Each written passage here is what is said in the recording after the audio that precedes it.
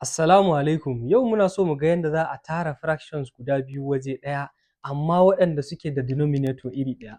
Kamar yanzu wannan denominators ɗinsu 5 da 5 ne, so kaga iri ɗaya ne. Abin da za ka yi kawai ka ɗauki wannan denominator tun da iri ɗaya ne kai adding ɗin numerators ɗinka. 2 plus 7, biyu a haɗa da 7 ya baka nawa? Ya baka 9 all over 5 ɗinka. Yanzu daga nan kaga 5 yana ɗaukan 9, kaga wannan improper fraction ne, me za ka yi? Sai ka canja shi zuwa mixed number. 9 a kasa shi gida 5 zai kasu ne sau ɗaya, zai rage nawa? Zai rage 4 all over 5 ɗinka. Shikenan ka gama. Wannan na biyun ma haka. 13 ne denominator ka, kawai ka haɗa saman 9 plus 7. Da ka haɗa saman kaga zai baka 20 ne, 20 all over 13 ka. Ka kasa 20 gida 13 ya baka nawa?